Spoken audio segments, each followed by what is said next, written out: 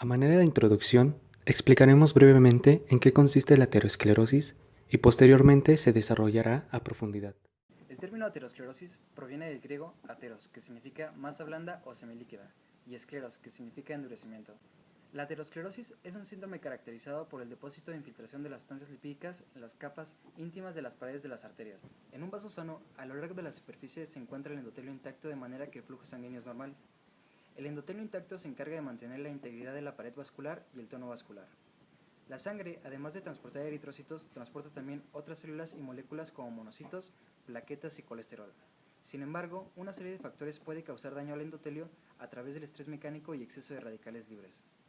El endotelio dañado provoca que la superficie del vaso sea más adherente, permitiendo que células se peguen al área dañada y también facilitando la internalización de colesterol en las paredes arteriales.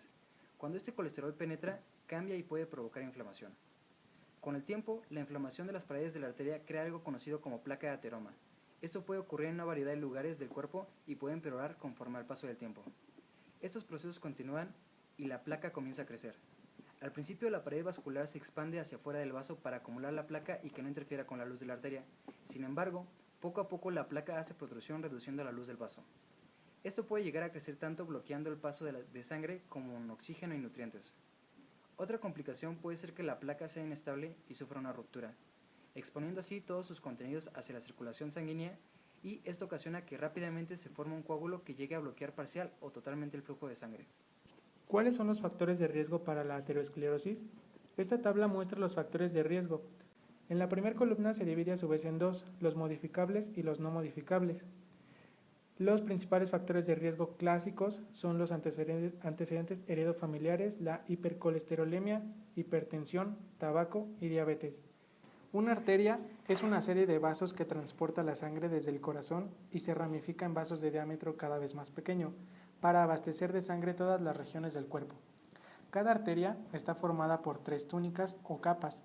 De la profundidad a la superficie se encuentra la íntima, la media y la adventicia. La íntima es la capa más interna de las tres y está compuesta por células endoteliales escamosas, es decir, células planas. La siguiente capa es la túnica media, cuya capa es la más gruesa de las tres, está formada por células de músculo liso. La capa más externa es la adventicia, esta se constituye de tejido conjuntivo fibroelástico, es la capa que cubre la superficie externa de la pared del vaso. Las lipoproteínas son partículas formadas por una fracción proteica denominada apolipoproteína, conformada por apoproteínas con diversas funciones tanto enzimáticas como estructurales, así como una fracción lipídica compuesta de colesterol, triglicéridos y fosfolípidos, según sea el caso. La función de las lipoproteínas es solubilizar y transportar los lípidos insolubles en plasma. Existen 5 tipos de lipoproteínas, como se puede observar en la imagen. Los kilomicrones son derivados de la absorción intestinal de triglicéridos y otros lípidos. Únicamente se encuentran en el plasma normal después de una comida rica en grasa. Las VLDL o lipoproteínas de muy baja densidad transportan los triglicéridos sintetizados en el hígado a partir de los azúcares. Las lipoproteínas de densidad intermedia o IDL son remanentes que se forman debido al desprendimiento de lípidos de las VLDL, las cuales, conforme pierden más lípidos, se convierten en LDL, o también denominadas lipoproteínas de baja densidad, que son la etapa final del catabolismo de las VLDL. Estas transportan gran parte de los triglicéridos y fosfolípidos. Las HDL o lipoproteínas de alta densidad transportan el colesterol sobrante del metabolismo de LDL al hígado. Los lípidos son absorbidos por la mucosa del intestino delgado para ser transportados en los vasos linfáticos en forma de kilomicrones, los cuales serán enviados a tejido adiposo para su almacenamiento. Las VLDL transportan los triglicéridos sintetizados en el hígado a partir de los azúcares hasta el lugar de almacenamiento del tejido adiposo. Conforme se pierden los lípidos, se convierte en IDL y posteriormente en LDL. Las LDL se fijan a receptores de las membranas en las células y así pueden incorporarse dentro por endocitosis. Las HDL son sintetizadas principalmente en el hígado y estas se encargan de transportar los lípidos al hígado para que sean degradados y después excretados a través de la bilis.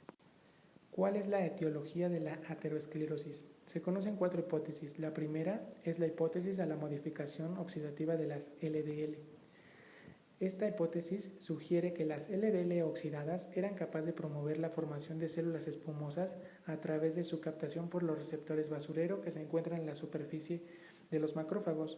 La segunda hipótesis, llamada hipótesis de la respuesta a la retención de las LDL, postula que el evento molecular clave en la aterosclerosis es la retención subendotelial de la lipoproteína aterogénica, en particular de LDL. La tercera hipótesis, llamada hipótesis de la respuesta al daño, asume que los daños provocados al endotelio vascular son responsables de la fase de activación endotelial. De acuerdo con esta teoría, entre las principales alteraciones que sufre el endotelio se encuentra el aumento de la permeabilidad, particularmente a lipoproteínas aterogénicas, y la expresión de moléculas de adhesión. La cuarta hipótesis, llamada hipótesis autoinmune, presenta sus bases en los procesos de respuesta inmunológica que tienen lugar ante los diferentes estímulos aterogénicos. En las lesiones ateroscleróticas se ha podido observar la existencia de complejos de anticuerpos, antígenos y proteínas del sistema de complemento. En la fisiopatología de la aterosclerosis, esta normalmente comienza por malos hábitos, regularmente por una ingesta hipercalórica, lo que causa una hipercolesterolemia, la cual tendrá dos efectos: un aumento de la LDL circulante que transportará esta alta concentración de colesterol y la subsecuente oxidación de esta LDL, además de un daño en el endotelio a nivel celular. Este daño a nivel del endotelio se da por una activación de la oxidasa de NADPH, que es la mayor productora de radicales superóxido. Este aumento de radicales libres, más los que se puedan acumular por los malos hábitos de las personas, van a inactivar la sintetasa de óxido nítrico, el cual inhibe la adhesión molecular en las células endoteliales y es vasodilatador, por lo cual inhibe también la proliferación de células musculares lisas. Una baja concentración de óxido nítrico además va a favorecer la expresión de protoncogenes, como lo es CFOS y CJUN, los cuales promueven la hipertrofia vascular. Además de esto, va a promover la secreción de factor nuclear kappa, la expresión de interleucinas 1 y 6 y además el factor de necrosis tumoral alfa, los cuales van a ser proinflamatorios, y algunas moléculas de adhesión como es selectina, y además de esto, factor quimiotáctico de los monocitos. Regresando al aumento de LDL circulante, este será oxidado por los radicales libres que antes mencionamos, los cuales liberó la célula endotelial.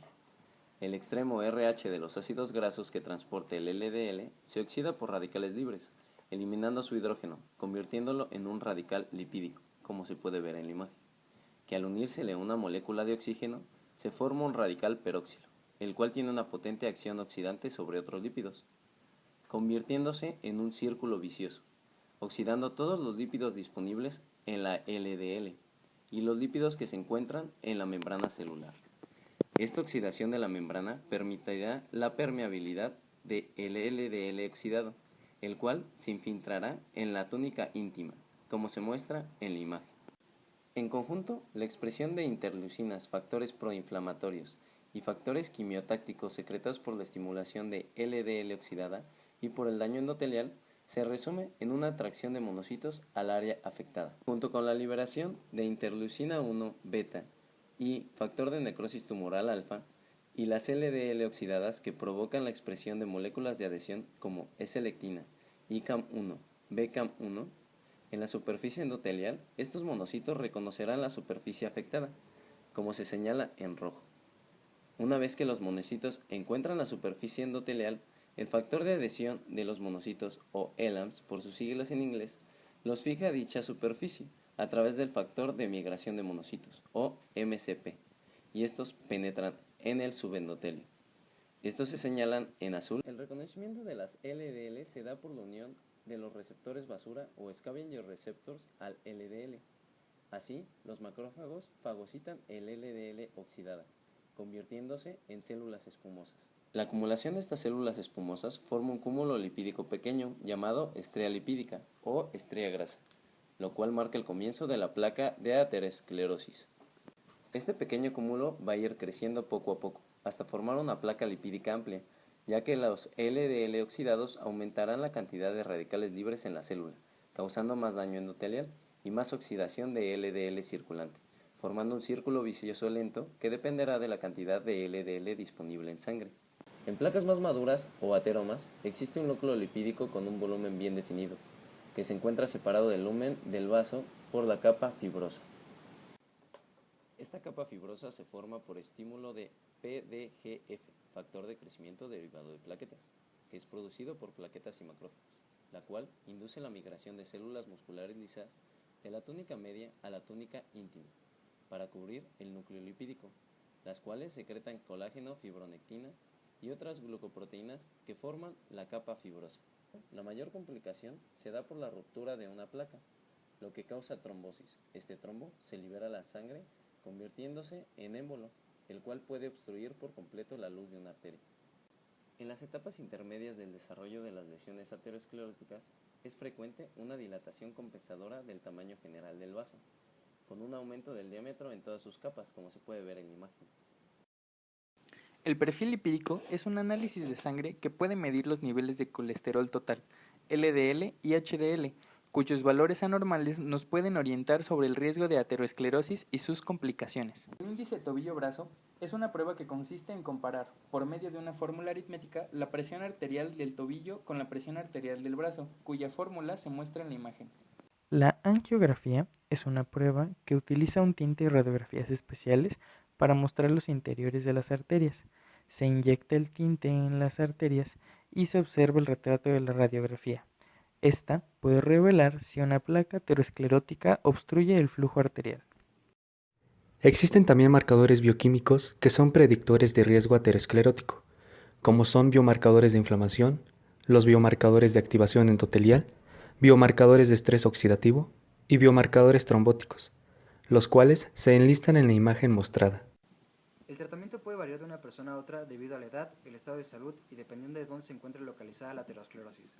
Pero por lo general el procedimiento para tratar la aterosclerosis suele ser modificando y disminuyendo los hábitos propios del paciente como reducir el colesterol, el tabaquismo o la falta de ejercicio. Se pueden administrar distintos tipos de medicamentos como anticoagulantes para prevenir la formación de coágulos o también medicamentos antiagregantes plaquetarios para reducir la capacidad de adhesión de las plaquetas, ya que estas producen coágulos.